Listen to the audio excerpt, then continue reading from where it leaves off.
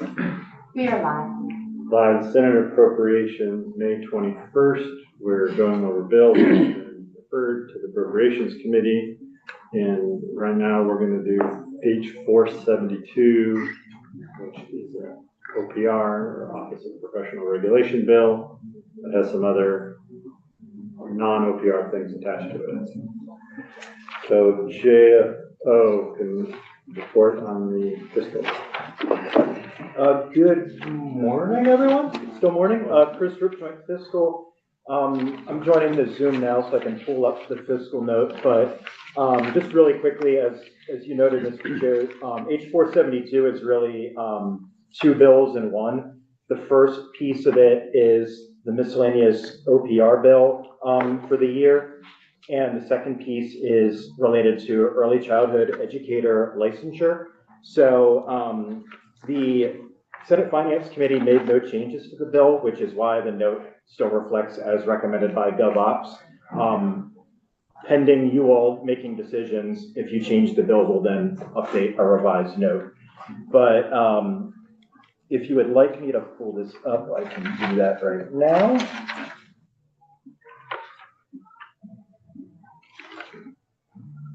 All right. So the bullet points here, the first 6 bullet points on page 1, really talk about some of the aspects in the OPR piece of the bill. And you'll see that there are some varying changes to some professional licensure fees and a few new fee types that OPR can talk about their thought process on that a little bit. There's also, they are removing the regulation of motor vehicle racing from the authority of OPR, which a lot of people found to be an interesting provision of the bill. I think for you all, the most... It doesn't save them a lot of money. I think there's only 2 racetracks. It really doesn't save them a lot of money, no. And I think the things that you all really need to focus on for your purposes are, there's one position that is created in the bill for an executive officer for the regulation of mental health professions. And the bill also carries a $170,000 general fund appropriation to OPR to pay for that position. My understanding is that the budget construct accommodates these pieces, so these are not in the big bill, but when you all develop the big bill, you plan that with this in mind. So, did we have, but I think we did have the position in the big bill. Did we not?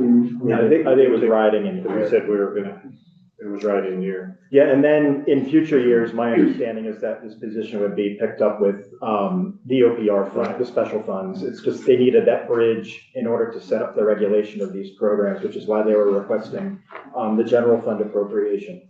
There's another piece in here that the second half of the bill relates to early childhood educator licensure, and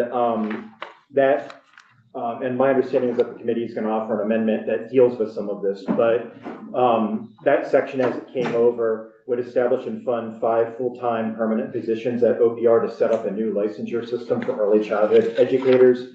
2 of those positions would be established in 2026 and funded with a $262,000 general fund appropriation. Then the following 3 positions, up to that total of 5, would be created and funded in FY27.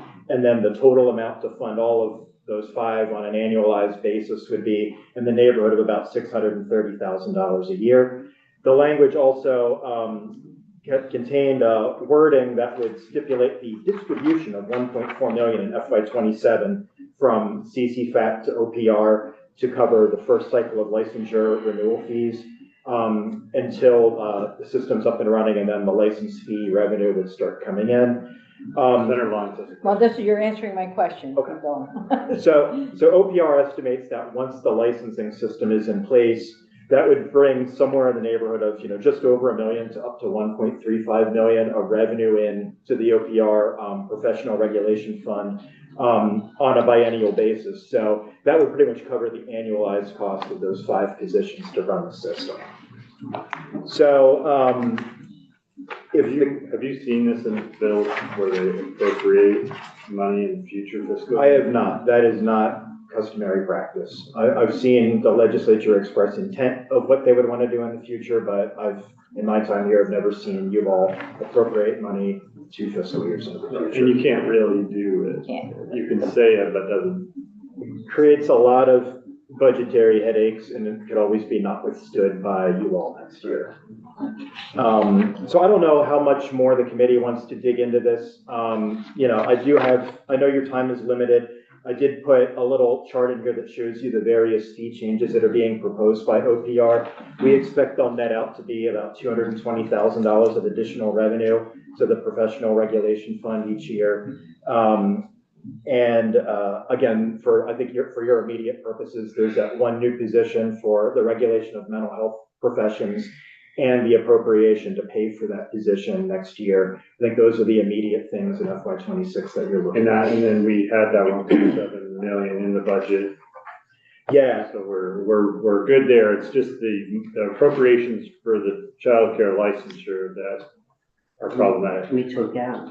yeah, Well, we took them out of the budget. yep. We took them out of the budget. Does that 600,000 and change match what was in the budget for these positions? I thought it was much higher there.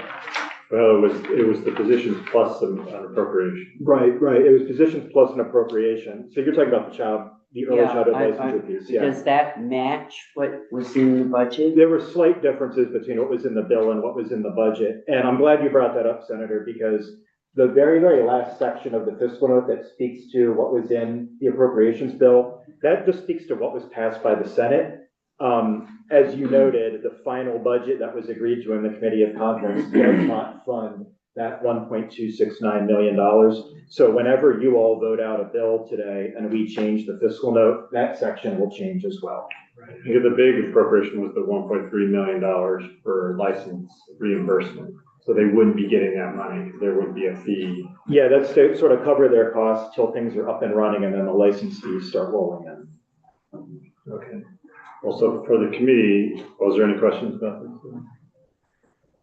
Go ahead.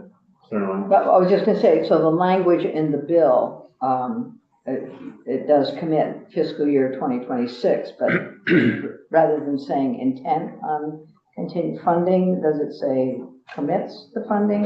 So I We think, can't do that. yeah, so I think this topic will be revised with the amendment that the chair had mentioned. Okay, But I just wanted to speak to what was in the bill that came over, so you had some context as to what you all might be making some changes to.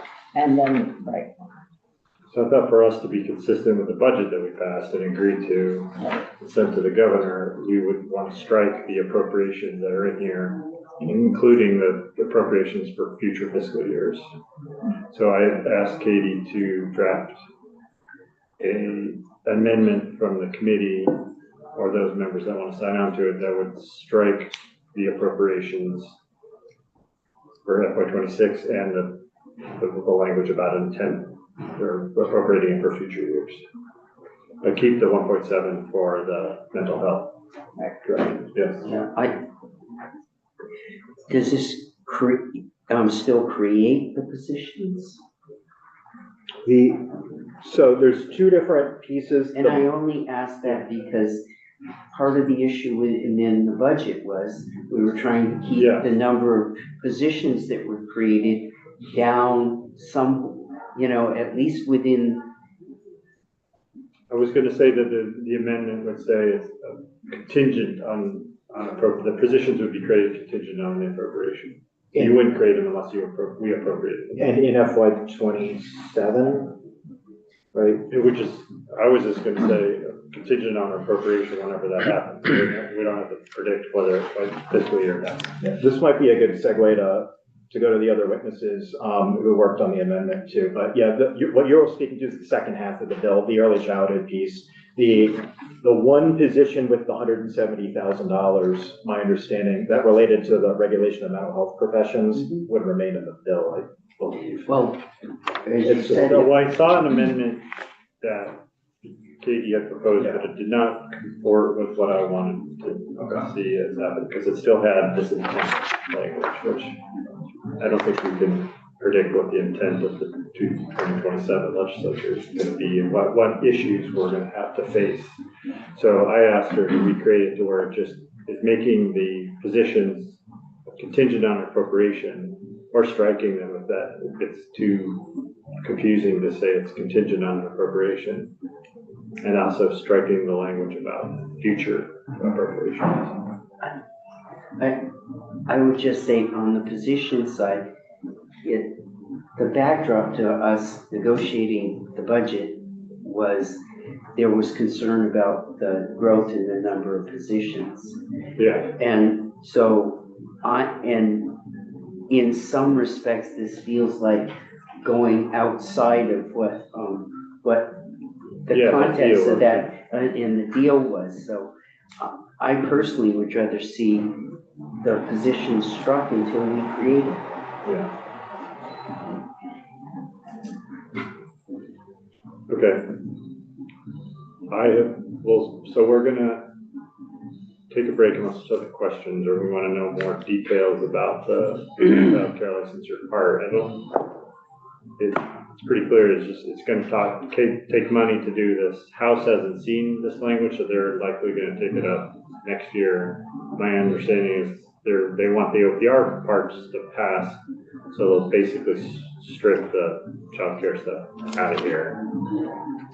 Anyway, but I wanted to make sure that what we pass is consistent with our negotiated budget that we made with the House and that we sent to the governor, and not create extra positions that we weren't going to create before, create them after we send that way. So I'm going to propose that we adjourn for lunch. I'll work with Councilor McLean on this amendment and bring it back to the committee. Maybe we can do that, well, depending on when JFO and Ledge Council, or at least Ledge Council are available. We could do it right at 1, right before we do Miss Ed, or after that. I don't think Miss Ed bill is going to take 45 minutes, so we could do it after that too. How's that sound? Sound good?